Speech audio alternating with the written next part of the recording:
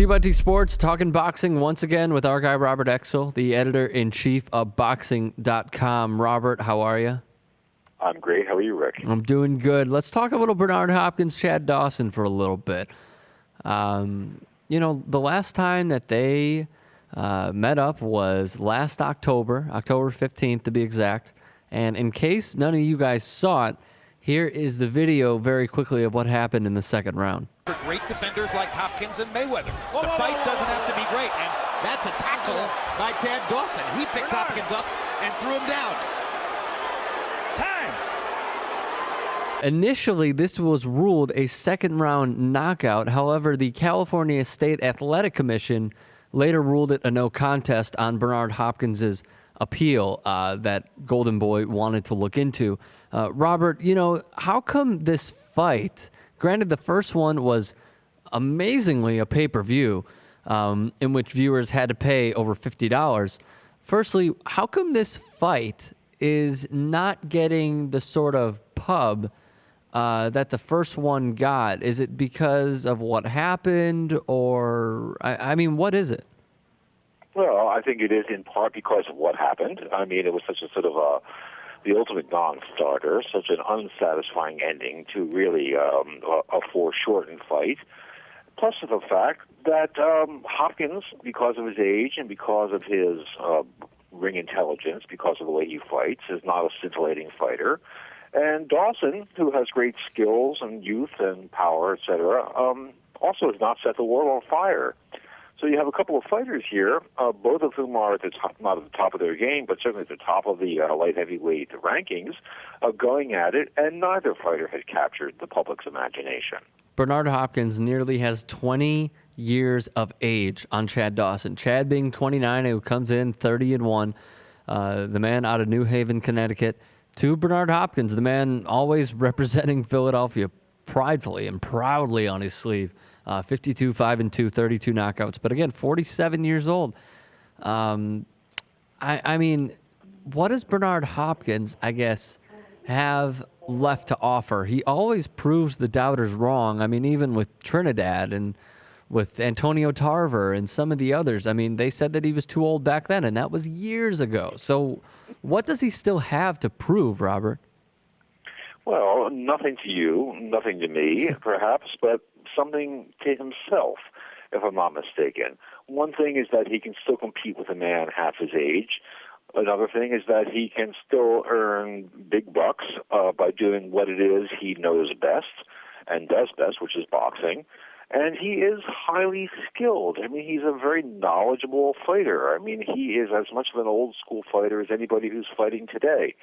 And even though he is much diminished because of his age, he still performs at an extremely high level, especially an extremely high level for a man who's 47 years old. He's going to get in there. He's going to do what he can do. I don't think it's going to be enough. But again, like you pointed out, you can never count Bernard Hopkins out. He's hit more ends of the roads than he has heavy bags in the course of his career. So one never knows what's going to happen when Hopkins climbs those steps. Certainly. Undoubtedly is what it seems to be. 20 title defenses, which is a division record. The middleweight champion, 2 light heavyweight championship reigns, and the oldest to win a world title. Just some of his accolades. You said that you give Dawson the edge. I guess you've already given us your winner. How come you give Dawson the edge? Only because I think he's hungrier, he's younger, he's bigger, he's stronger. Again, one never knows with Hopkins, but I mean, Dawson still has something to prove. He didn't walk away with that victory. No matter that Hopkins was sprawled on the canvas, wincing in pain, looking as though he was dying, Dawson feels as though he won that fight. Dawson has a lot to prove, not only to himself, but again to the boxing public, who has always looked at him as sort of let's get it out of second gear and get it into third gear, and then maybe we can get it into fourth gear. That's not how he fights. He's a very careful, very methodical fighter. I think he would like to change that impression. I don't know if he'll be able to change his basic temperament, but he would like to change that impression, and this would be a great opportunity to do so.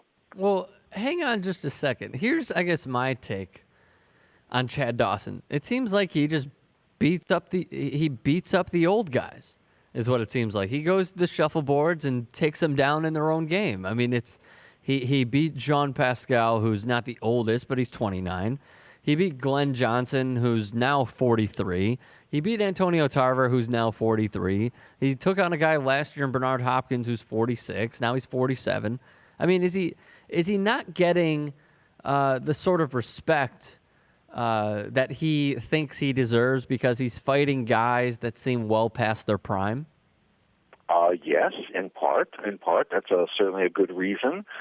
He is fighting guys who are past his prime, but I think that he is one of the best light heavyweights out there. And if he can get by Hopkins, and again, that's if he can get by Hopkins, I mean, there are other people who he may fight, and perhaps he will enliven the boxing public, with his scintillating style. But it hasn't happened yet. And the fault lies with nobody but Dawson. I mean, he is who he is. He fights how he fights. He is skilled, but he hasn't, and he's fighting theoretically the best of the best right now. Who is Hopkins because he's the champion. I mean, that's probably a good way to put it as well. The fight takes place at the Boardwalk Hall in Atlantic City, New Jersey. Very quickly, Chad Dawson had this to say. Last fight, he had no fire, as in Bernard Hopkins, had no fire in his eyes. I could look at him from across the ring, and I saw he didn't want to be there that night.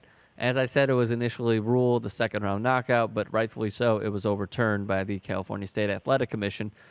Do you think that he knocks out Bernard Hopkins, or do you think that he wins over 12 rounds? I think he wins over 12 rounds. I mean, it's possible that Hopkins won't finish the fight, but Hopkins is such a survivor. He has survived everything, from prison to the ghetto to, I mean, there's nothing that Hopkins hasn't survived, so it's hard to imagine that he won't survive 12 rounds with Chad Dawson. Nevertheless, I think Dawson is going to put a beating on Hopkins, insofar as anybody can put a beating on Hopkins, because he is so smart and so clever, and he knows the ring and knows boxing, he knows his body so well. So it'll be interesting to see if Dawson can impose his will, if Dawson is not overconfident, and what tricks Hopkins has up his sleeve. Technically, doesn't every fighter have to be overconfident to get in the ring and think that they're going to beat the guy in the other corner? Don't they have to be overconfident? Yes, in a sense that is correct. But also, I sort of return to the words of the great Customato, who trained Jose Torres and Mike Tyson and Floyd Patterson, who often said, fear is the fighter's best friend. And by saying something like that, which seems sort of contradictory in a sense, it means being aware of your opponent's gifts and your limitations, so that you can overcome your limitations and use his gifts against him. That's sort of complex, but I think that there can be such a thing as being too confident, because if you're too confident, you're not giving your opponent their due, and it can come back and bite you. Chad Dawson, Bernard Hopkins. How does Bernard fare against the Southpaws? I mean, is he better against Southpaws? Is he worse? I mean, what's your take on that?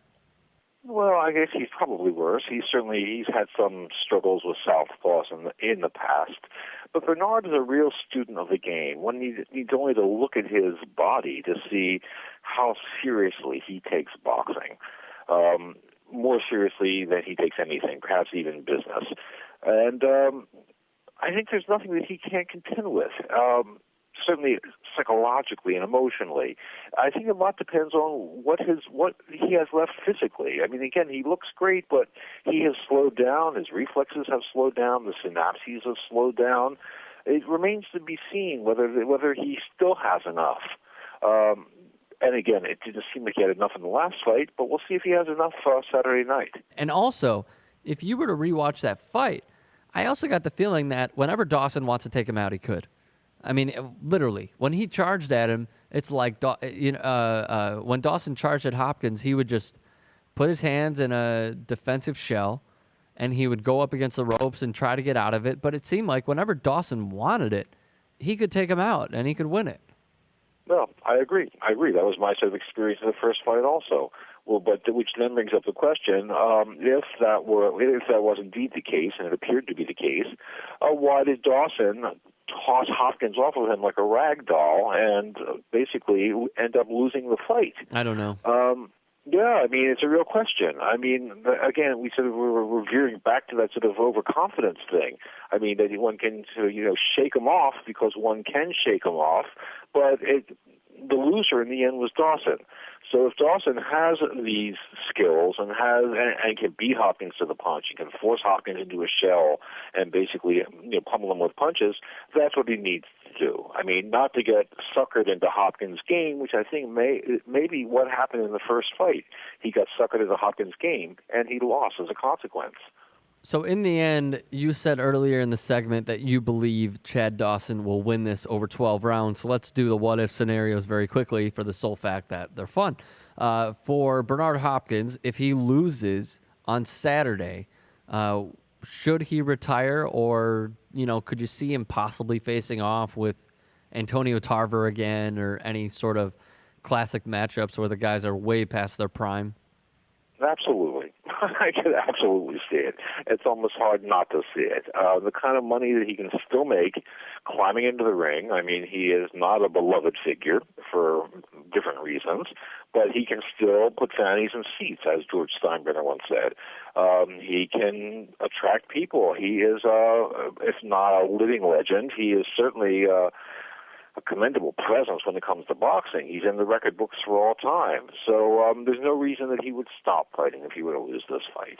And Chad Dawson, if he does win, whether it's via knockout or it's 12 rounds in a convincing or non-convincing fashion, I mean, if he beats Bernard Hopkins, regardless of his age, it's certainly saying something. What could be next for him? Well, it would be real changing of the guard, I mean, in a sense. And one would hope that Dawson would make the most of it, fight the best fighters out there. He hasn't made a slew of money in boxing, at least not yet. It would be a chance to do that after years and years of devotion to the sport. But again, his basic temperament is never going to change. He's never going to be a scintillating fighter. He's never going to be an exciting fighter. And if he wins, I don't know how long his reign will last. I'm really looking forward to seeing exactly how long it will last. Well, Dawson is one of those tough opponents. I guess we'll have to wait and see what happens.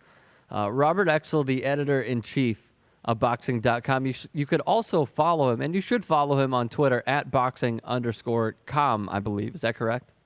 That is correct. All right, Robert. Thanks so much, and we'll talk to you soon. Okay, great, Rick. Take it easy.